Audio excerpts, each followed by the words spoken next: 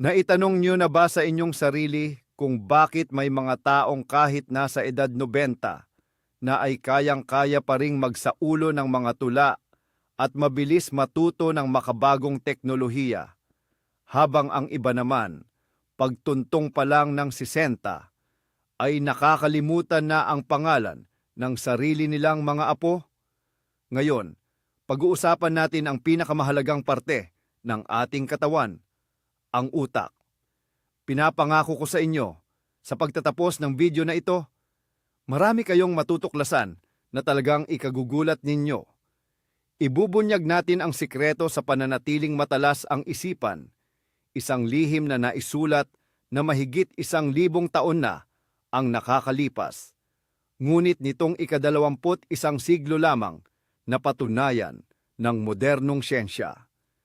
Sanay tayong maniwala na ang paghina ng memorya ay hindi maiiwasan habang tumatanda, na ang pagiging ulyanin ay swerte-swerte lang at ang tanging makakapagligtas sa atin ay ang mga mamahaling gamot mula sa botika.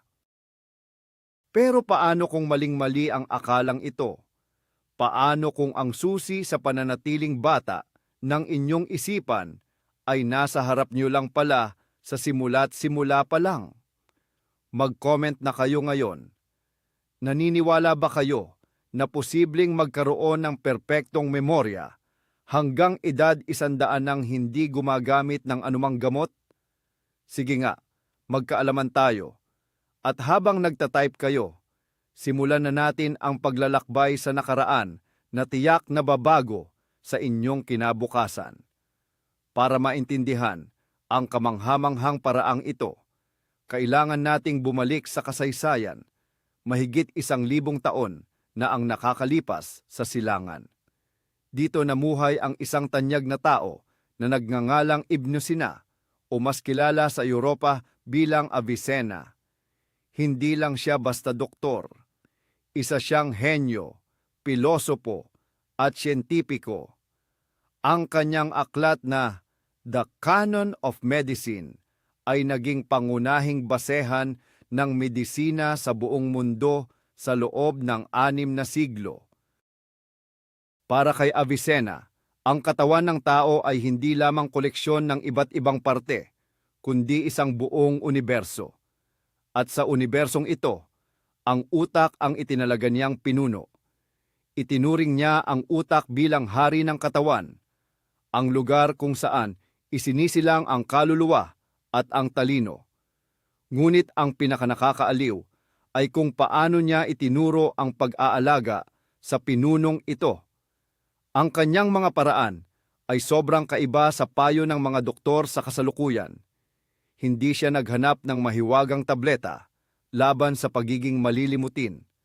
Sa halip, bumuo siya ng isang sistema, isang listahan ng mga tuntunin na nagpoprotekta sa ating nervous system mula sa pagkasira.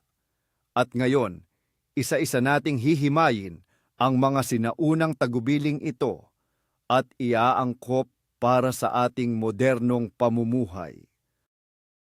Simulan natin sa pinaka-basic. Ang unang turo ni Avicenna ay tungkol sa pundasyon ng buhay. Naniniwala siya na ang ating utak ay likas na moist o basa. Kaya naman, ang pagtanda, paghina ng memorya, o ang pagiging ulyanin ay bunga lang ng unti-unting pagkatuyo ng ating utak. Medyo kakaiba pakinggan, di ba? Pero kung ipapaliwanag natin ito sa siyensya, ang tinutukoy dito ay ang cerebrospinal fluid at ang cellular dehydration.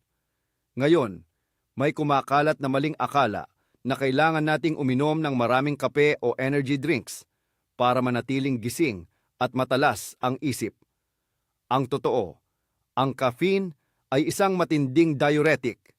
Hinihigop nito ang tubig palabas ng ating mga cells. Isipin mo ang isang sponge na panghugas ng plato. Kapag basa ito, malambot ito at madaling sumipsip ng kahit ano. Pero kapag naiwan ito sa ilalim ng sikat ng araw, nagiging tuyo at matigas ito at madaling mabali kapag pinilit mong itupi. Ganyan din ang nangyayari sa utak natin kapag kulang sa tubig. Ang payo ni Avicenna sa kanyang mga pasyente ay uminom ng malinis at maligamgam na tubig ng dahan-dahan o paisa-isang lagok. Bakit kailangang maligamgam? Dahil ang malamig na tubig ay nagiging sanhi ng paninigas o spasm sa ating mga ugat. Ang simpleng gawin na ito ay nagsisilbing detox para ilabas ang mga toxins sa ating utak. Subukan mong palitan ang isang tasa ng matapang na tsaa ng isang baso ng maligamgam na tubig at siguradong mararamdaman mo ang malaking pagkakaiba. Ang ikalawang pinakamahalagang aspeto para sa kalusugan ng isip ay ang kalidad ng iyong pagtulog.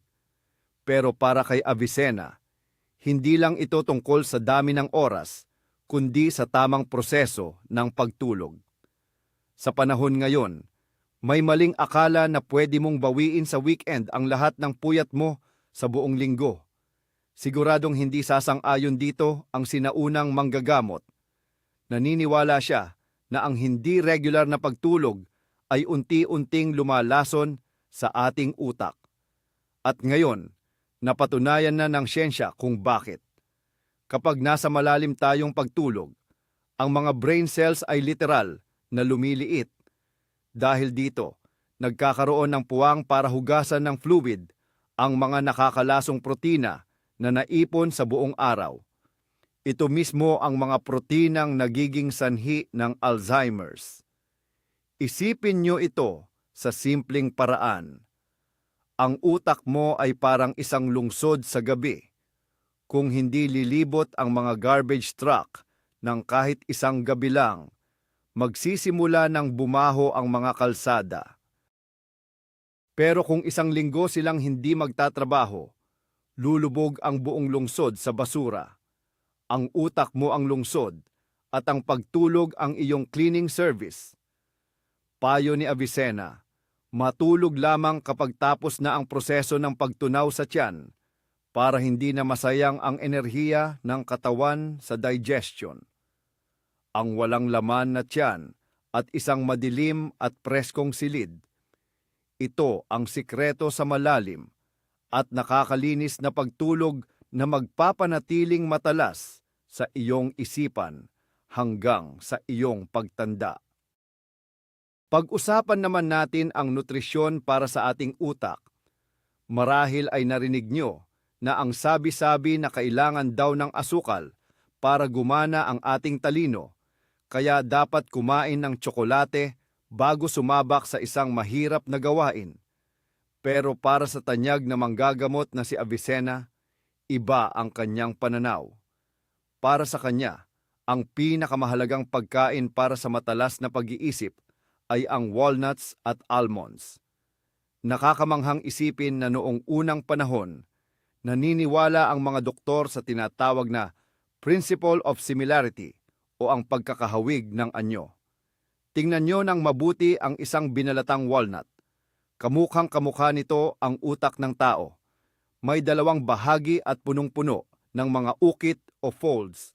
Para sa mga sinaunang tao, ito ay isang pahiwatig mula sa kalikasan. Ngayon, pinatutunayan na ng siyensya na ang walnuts ay mayaman sa omega-3 fatty acids na siyang bumubuo sa mga cell membrane ng ating mga neuron. Kung wala ang mga taba na ito, nagiging marupok ang ating brain cells at hindi maayos na nakakapagpadala ng mga signal. Kung gusto nyo ng simpleng sikreto para sa inyong isipan, isipin nyo na ang inyong utak ay isang komplikadong makina na may maraming gears. Ang mga mani na ito ang nagsisilbing di kalidad na langis para maging swabe ang ikot ng mga gears na iyon. Kumain lang ng kahit isang dakot na walnuts o almonds araw-araw. Makakatulong ito upang maprotektahan ang mga ugat sa ating ulo at mapanatiling mabilis ang inyong pag-iisip, anuman ang inyong edad. Ano nga ba ang tunay na ugnayan ng ating panunaw sa ating isipan? Ang ikaapat na prinsipyo ni Avicenna ay sadyang nakakamangha dahil sa lalim ng insight nito. Ayon sa kanya, kapag masama ang kondisyon ng tiyan, nagiging malabo ang pag-iisip. Sa panahon ngayon, marami ang naniniwala sa mito na ang utak at ang bituka ay dalawang magkahiwalay na sistema. Kapag sumasakit ang tiyan, tiyan lang ang ginagamot natin. At kapag humihina ang memorya, tanging utak lang ang sinasanay natin. Ngunit si Avicenna, ginamot niya ang labis na kalungkutan at pagiging makalimutin sa pamamagitan lamang ng paglilinis ng bituka. Ngayon, tinatawag na ng mga siyentipiko ang bituka bilang ating pangalawang utak. Dito nagmumula ang malaking bahagi ng serotonin, ang hormone na nagbibigay sa atin ng saya at kapanatagan. Kapag kumakain ka ng mabibigat at hindi masustansyang pagkain na tila nabubulok lang sa iyong tiyan, ang mga toxin nito ay dumadaloy sa dugo at direktang nilalason ang iyong utak. Ito ang nagiging sanhi ng tinatawag nating brain fog o ang pagkalito ng isip. Isipin mo ang pakiramdam pagkatapos ng isang napakabigat at mamantikang tanghalian. Gaganahan ka pa bang mag-solve ng mahihirap na math problems o magsaulo ng mga tula? Siyempre hindi. Ang gusto mo lang ay humiga at huwag nang gumalaw. Ang payo ni Avicenna, tumayo mula sa hapagkainan nang may kaunti pang puwang sa iyong tiyan. Ang magaan na pakiramdam sa panunaw ay laging katumbas ng malinaw na pag-iisip.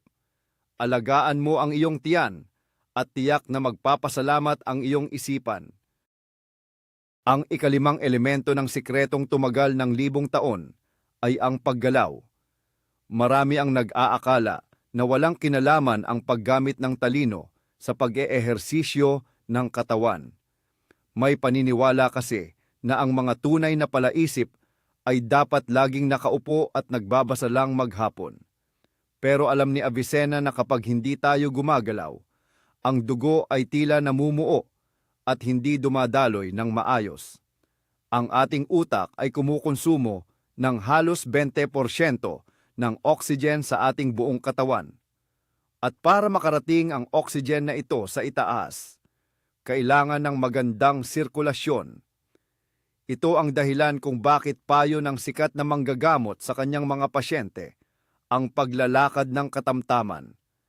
Nagsisilbi itong parang bomba. Isipin mo na nagdidilig ka ng halaman gamit ang mahabang hose.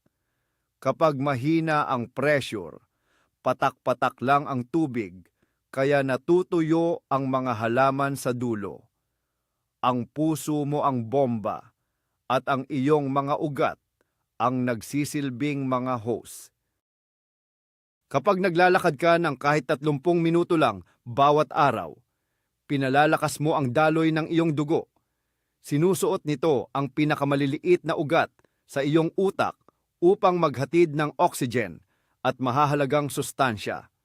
Kaya naman, karamihan sa mga dakilang ideya ng mga siyentipiko ay nabubuo habang sila ay naglalakad.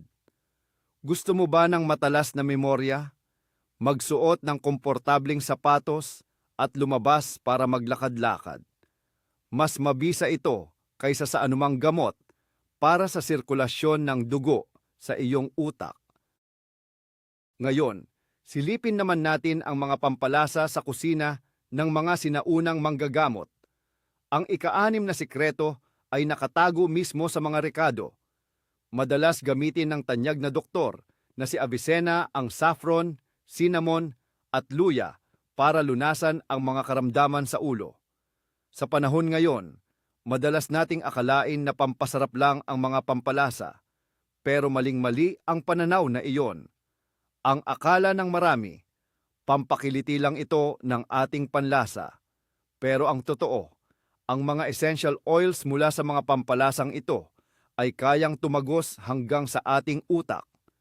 Halimbawa, ang cinnamon ay sadyang epektibo sa pagpapaganda ng daloy ng dugo at pagpapababa ng sugar sa katawan, bagay na direktang nagpoprotekta sa ating utak laban sa anumang pinsala. Isipin nyo na lang ito, kung ang pagkain ang nagsisilbing panggatong, ang tamang pampalasa naman ang nagsisilbing mitsa para maging masigla at maayos ang takbo ng inyong metabolismo. Ang paglalagay ng kahit isang kurot lang ng cinnamon sa inyong mainit na inumin sa umaga o kaunting luyang dilaw sa inyong ulam ay hindi lang simpleng pagluluto. Isa itong sinaunang paraan ng paggamot para protektahan ang inyong memorya at talas ng isip mula sa pagtanda. Ang ikapitong bahagi ng mga turo ni Avicenna ay nakatuon sa kapangyarihan ng mga samyo. Madalas nating nakakaligtaan kung gaano kalaki ang epekto ng mga amoy sa ating talino. Akala ng marami, ang aromatherapy ay isang mito lang o pampaganda lang ng mood. Ngunit ang totoo, ang ating pangamoy ay direktang konektado sa limbic system ng utak, ang bahaging kumokontrol sa ating emosyon at memorya, nang hindi na dumadaan sa pagsusuri ng lohika. Ginamit ni Avicenna ang bango ng rosas, mint at rosemary para lunasan ang pagkapagod ng isip. Kapag ang isang tao ay hirap ng mag-focus, pinapayuhan siya ng manggagamot na magdala ng maliit na supot ng mga tuyong halaman.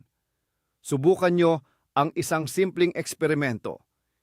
Isipin nyo kung paano kayo agad nagigising at sumisigla sa tuwing nakakaamoy ng sariwang lemon.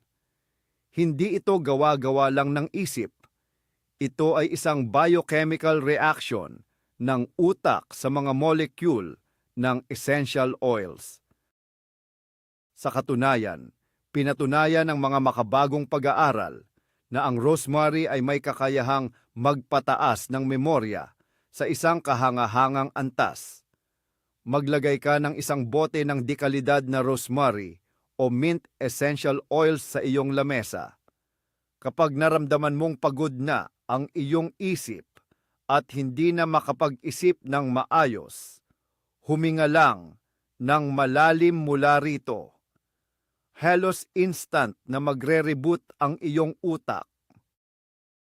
Pagdating naman sa paghinga, ang ikawalong sikreto ay ang tamang pag-eehersisyo nito. Naunawaan ni Avicenna na kahit gaano pa kalusog ang iyong kinakain, magugutom pa rin ang iyong utak kung mababaw ka lang huminga. Akala ng marami, dahil automatiko ang ating paghinga ay tama na ang ginagawa natin. Ngunit dahil sa stress at laging pag-upo, karamihan sa atin ay sa itaas na bahagi lang ng dibdib humihinga. Kapag ganito ang iyong paghinga, kulang ang oxygen na dumadaloy sa iyong dugo. Dahil dito, titipid ang utak sa enerhiya at isasantabi ang mga gawain gaya ng pag-alala sa mga detalye. Isipin mo na parang nagpapaningas ka ng uling. Kung mahina ang iyong ihip, mamumula lang ito ng bahagya. Pero kung malakas at malalim ang bugso ng hangin, mabilis itong magliliyab. Payo ni Avicenna ang malalim at sadyang paghinga gamit ang tiyan habang nasa labas. Maglaan ng 5 minuto araw-araw, umupo ng matuwid, ilapat ang kamay sa tiyan at siguraduhing umaangat ang iyong kamay sa bawat paghinga. Ang simpleng gawaing ito ay magpapadaloy ng sapat na oxygen sa iyong katawan, mag-aalis ng tensyon, at magpapalinaw ng iyong isipan ng higit pa sa anumang stimulant. Ang ikasiyam na prinsipyo ay tungkol sa pagkontrol sa emosyon, isang bagay na hindi dapat baliwalain. Ayon kay Avicenna, ang galit at takot ay tila apoy na tumutupok sa sigla ng ating utak. Marami sa atin ang naniniwalang kailangang ilabas ang galit, sumigaw o makipagtalo para lang makahinga ng maluwag. Ngunit babala ng sinaunang manggagamot, ang bugso ng galit ay sumisira sa mga ugat sa ating ulo. Sa panahon ngayon, kilala natin ito bilang pagtaas ng presyon ng dugo at pag-atake ng cortisol.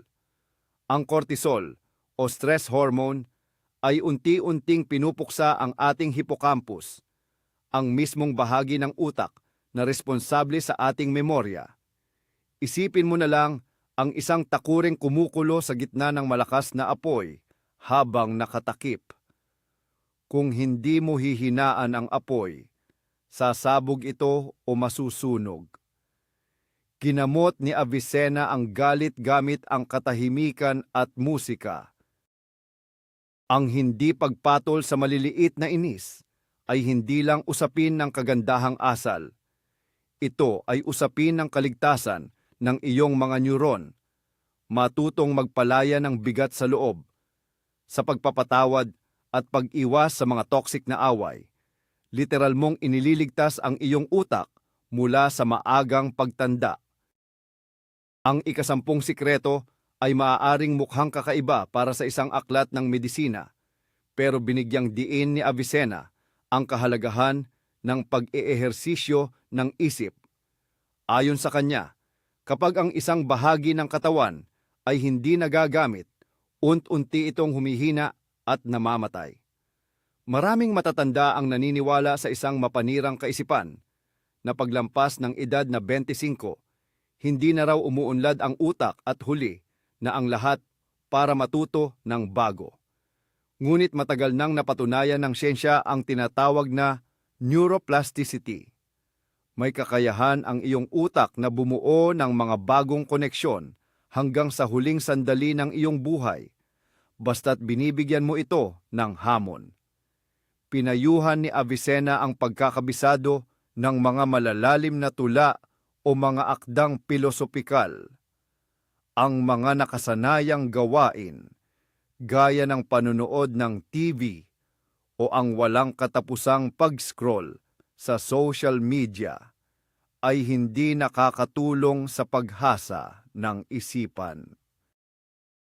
Para itong pagpunta sa gym, pero nakaupo ka lang sa mga kagamitan doon nang hindi gumagalaw. Para lumakas ang kalamnan, kailangan ng mabigat na buhat. Para naman manatiling matalas ang isip, kailangan nito ng bago at mahirap na hamon. Subukang mag-aral ng ibang wika, magsulat gamit ang kaliwang kamay kung ikaw ay kanete, o magsagot ng mga komplikadong puzzle.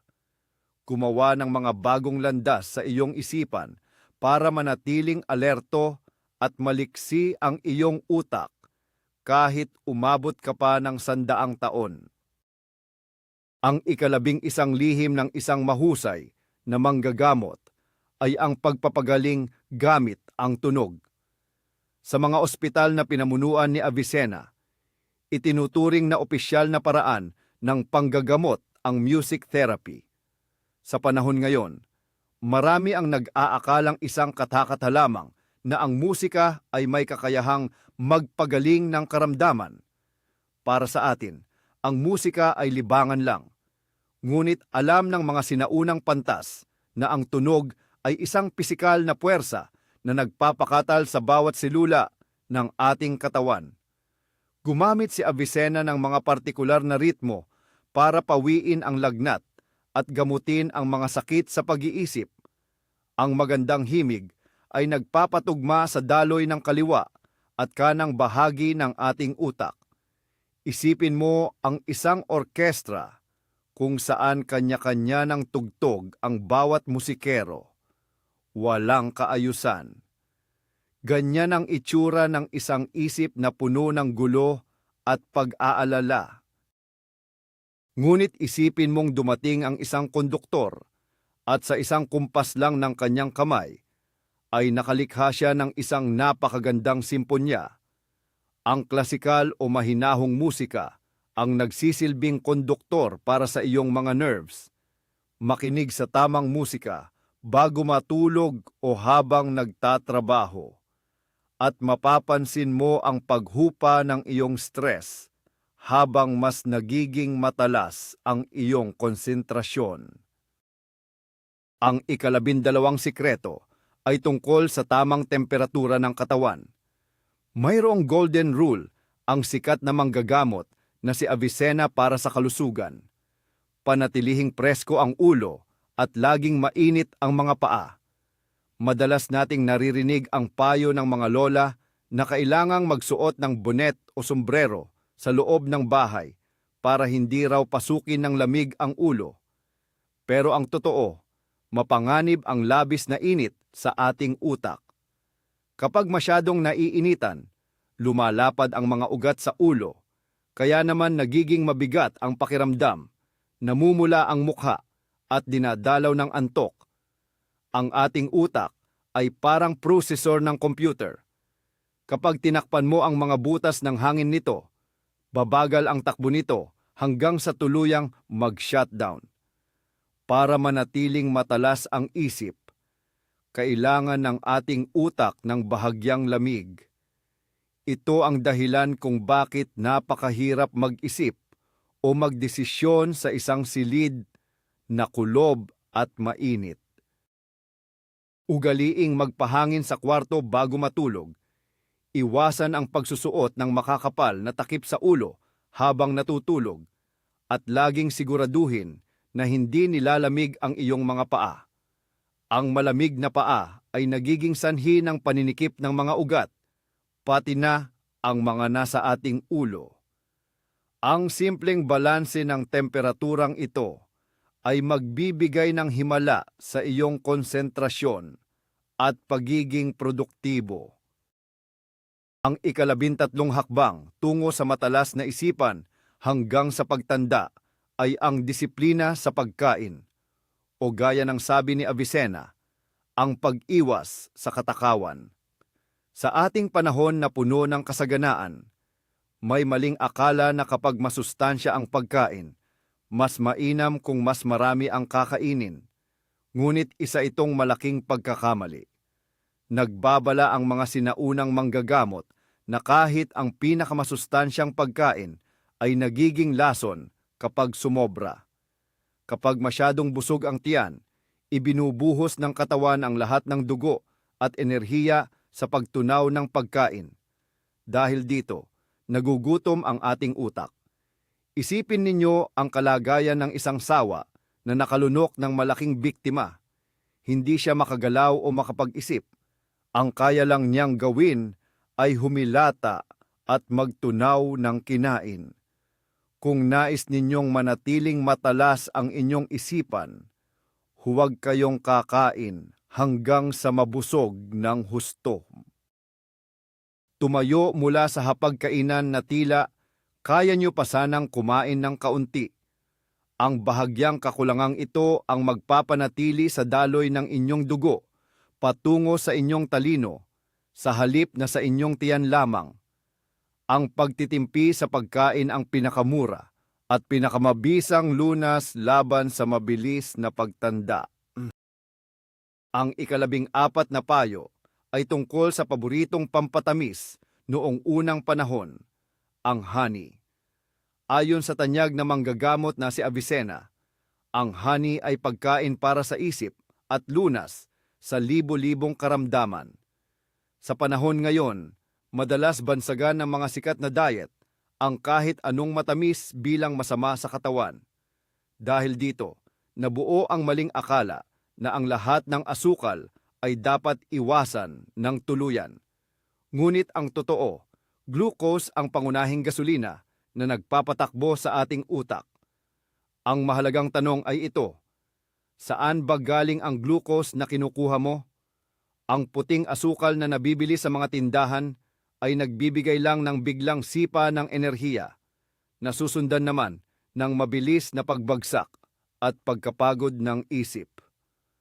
Para itong pagsisindi ng papel sa kalan. Mabilis magliyab, pero mabilis din itong mamatay. Iba ang epekto ng purong honey.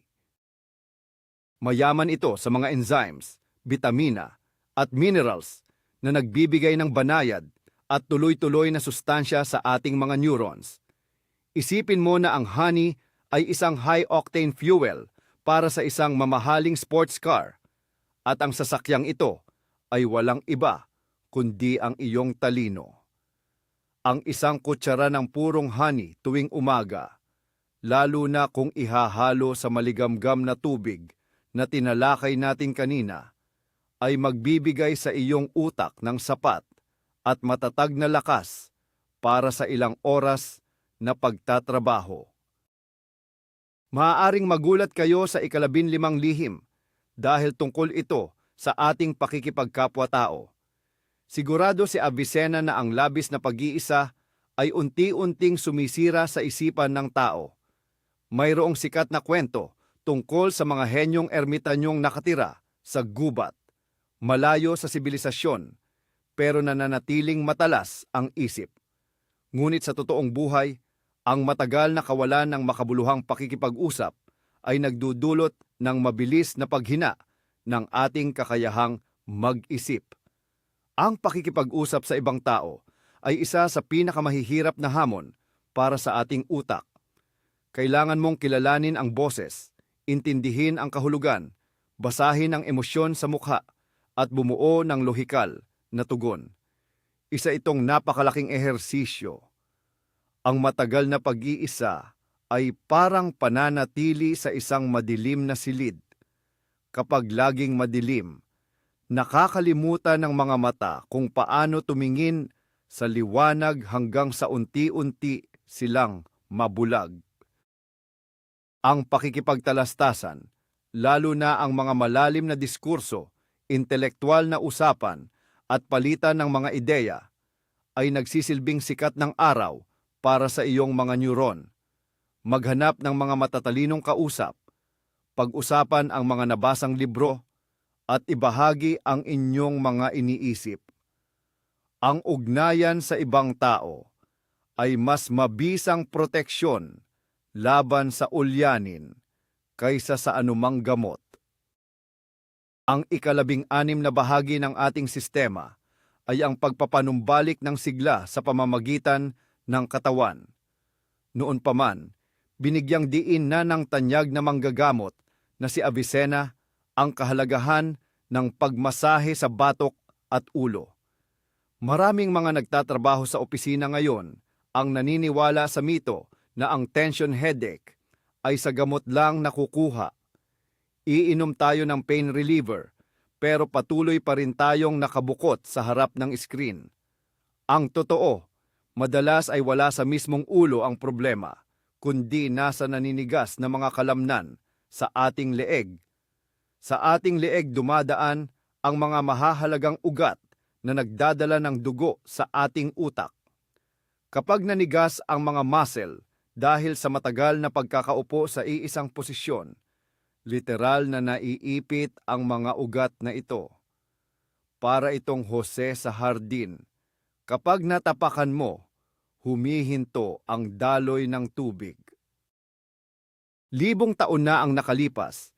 Minamasahe na ng mga sinaunang doktor ang leeg ng kanilang mga pasyente upang pabalikin ang linaw ng kanilang paningin at isipan. Ugaliing mag-self-massage ilang beses sa isang araw. Hagurin ang likuran ng iyong leeg at masahiin ang iyong anit gamit ang mga daliri na parang nagsashampoo ka lang. Magugulat ka kung gaano kabilis maglalaho ang lito at bigat ng pakiramdam sa iyong isip kapag tinanggal mo ang mga bara sa daloy ng iyong dugo. Ang 17 tuntunin ni Avicenna ay nakatuon sa daloy ng kalikasan. Ayon sa kanya, dapat tayong gumising kasabay ng pagsikat ng araw. Ngayon, sikat na sikat ang paniniwala tungkol sa mga night owl at early bird. Marami ang nagdadahilan na mas matalas daw ang kanilang isip sa gabi, kaya nananatili silang gising. Ngunit sa totoo lang, sa loob ng libu-libong taon, ang katawan ng tao ay nahubog sa ilalim ng sikat ng araw. Ang ating circadian rhythms, pati na ang paggawa ng melatonin para sa pagtulog at mga hormone para sa enerhiya, ay nakadepende sa liwanag. Kapag puyat ka hanggang 3:00 ng madaling araw, dahil sa pagbababad sa cellphone, Sinisira mo ang masiselang balanse ng iyong utak. Isipin mo ang isang orasan sa pabrika na nagkamali ng 12 oras. Dumadating ang mga manggagawa kung kailan sarado na ang gusali, habang ang mga makina naman ay umaandar ng wala namang ginagawa. Ganito ang nangyayari sa loob ng iyong isipan kapag magulo ang iyong routine. Ang maagang paggising ay nagbibigay sa iyong utak ng pinakaproduktibong oras ng katahimikan sa umaga, kung kailan natural na mataas ang antas ng cortisol at ang iyong isip ay sariwa at handa sa mabibigat na gawain. Subukang ayusin ang iyong oras ng pagtulog at tiyak na tataas ang iyong talino at kakayahang mag-isip. Ang 18 sikreto ng dakilang manggagamot ay tungkol sa pag-iwas sa mga pagkaing nakasasama sa katawan. Mariing nagbabala si Avicenna laban sa madalas na pagkain ng matatandang karne, lalo na ang baka. Ayon sa kanya, nagdudulot ito ng tinatawag na black bile, na siyang nagiging sanhi ng matinding kalungkutan o melangkolya. Maraming dieta sa modernong panahon ang nagsasabing kailangan natin ng maraming pulang karne para sa lakas at enerhiya, ngunit ito ay isang maling paniniwala. Sa aspeto ng biokimika, ang pagtunaw ng mabigat na karne ay nangangailangan ng napakalaking enerhiya at mga enzyme. Sa mga nakatatanda, mas mabagal na ang proseso ng panunaw, kaya ang sobrang protina mula sa hayop ay nauuwi lamang sa pagkabulok sa loob ng bituka na naglalabas ng ammonia. Ang ammonia na ito ay lason sa ating nervous system. Maihahambing ito sa paglalagay ng maruming uling sa isang masesilang makina. Mabilis itong babara at mausok na masisira. Ang payo ni Avicenna, mas piliin ang magagaan na karne tulad ng manok at isda, at tuluyan ng bawasan ang pagkonsumo nito habang nagkakaedad. Ang pagpili sa protinang mula sa halaman at isda ang tunay na landas para mapanatiling malinis ang mga ugat at matalas ang isipan hanggang sa pagtanda. Ang 19 na tuntunin ay ang pag-aayuno o ang tinatawag na therapeutic fasting.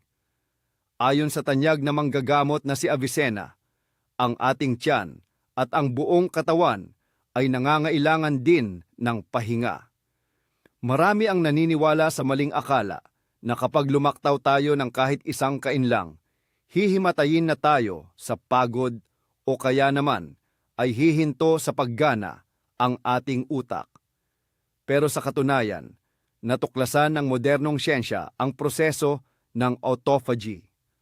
Kapag huminto tayo sa pagkain sa loob ng sapat na oras, kusang nililinis ng ating mga cells ang kanilang sarili mula sa mga dumi at mga sirang protina. Dahil hindi abala ang katawan sa pagtunaw ng pagkain, nagkakaroon ito ng pagkakataon para sa isang general cleaning, maging sa mga tissue ng ating utak. Isipin nyo ang kusina ng isang restaurant. Habang tuloy-tuloy ang mga order, abala ang mga kusinero at natural na nagkakalat sa paligid. Malilinis lang ng maigi ang kusina sa gabi kung kailan wala ng order. Ganito rin ang epekto ng 16-hour fasting. Halimbawa, ang hindi pagkain ng late dinner at ang pag-usog ng almusal ay nagbibigay sa iyong katawan ng sapat na oras para maglinis. Isa itong napakamabisang paraan para pabatain ang iyong mga cells at protektahan ang iyong utak mula sa pagtanda. At bilang huli, ang 20 at marahil ang pinakamahalagang lihim ni Avicenna. Ayon sa dakilang manggagamot, ang isipan ay nalalanta kapag wala itong layunin. Sa ating modernong lipunan, may isang mapanganib na paniniwala na ang pagre-retiro ay panahon para maupo na lang sa harap ng TV, huminto sa pagpapakapagod, at maghintay na lang sa pagtatapos ng buhay. Ngunit ang kalikasan ay walang awa. Ang anumang bagay na wala ng silbi ay unti-unting itinatapon o sinisira. Kapag sinabi ng isang tao sa kanyang sarili na tapos na ang kanyang tungkulin at wala na siyang dapat pang pagsikapan, ang utak ay tumatanggap ng senyales para sa sariling pagkawasak. Dito na magsisimulang maputol ang mga koneksyon sa ating isipan ng napakabilis. Ang tunay na buhay ay isang tuloy-tuloy na paghakbang patungo sa isang layunin. Isipin mo ang isang barkong nananatili lang sa pantalan. Mas mabilis itong mabubulok at kakapitan ng mga dumi kaysa kung ito ay naglalayag sa gitna ng maalong dagat. Ang bawat tao, anuman ang edad, ay nangangailangan ng kabuluhan. Maaaring ito ay ang paggabay sa mga apo, pagsusulat ng libro, pag-aalaga ng hardin, o pag-alam sa kasaysayan ng ating lahi. Ang pagnanais na mabuhay at lumikha ang pinakamabisang pampasigla sa ating utak. Magtakda ka ng isang malaking layunin at ang iyong isipan ay makakahanap ng lakas upang manatiling malinaw at matatag sa loob ng marami pang dekada. Yan ang 20 kahangahangang prinsipyo na iniwan sa atin ng tanyag na henyong si Avicenna. At ang pinakanakakamangha rito, wala itong halong mahika o mga sangkap na mahirap hanapin. Ang sikreto, para manatiling matalas ang isip hanggang sa edad na 100, ay hindi ang paghahanap ng magic pill. Ito ay ang araw-araw na pag-aalaga sa ating katawan bilang isang buong sistema. Gaya ng natutunan natin ngayon, ang isang baso ng maligamgam na tubig, sapat na tulog, aktibong pagkilos, tamang pagkain, at patuloy na pag-aaral ay gumagawa ng totoong himala. Mga bagay na kinukumpirma na rin ng mga modernong neuroscientist. Ang inyong utak ay isang natatanging instrumento na may kakayahang mag-ayos ng sarili sa anumang edad. Basta't ibigay niyo rito ang tamang kondisyon at iwasan ang mga bisyo at stress na nagpapahina rito. Maraming salamat sa panunood ng video na ito hanggang dulo. Umaasa ako na ang sinaunang karunungang ito ay makatulong sa inyo na mapanatili ang inyong kalusugan at linaw ng pag-iisip sa loob ng maraming taon. Kung nagustuhan nyo ang video na ito, paki-subscribe naman sa aming channel at i-like ang video na ito. Malaking tulong po ito para makagawa pa kami ng mga susunod na episode na kapaki-pakinabang para sa inyo. At higit sa lahat, mag-comment naman kayo sa ibaba. Alin sa mga payo ni Avicenna ang pinakanagustuhan nyo at alin dito ang balak ninyong simulan na sa inyong buhay bukas na bukas din.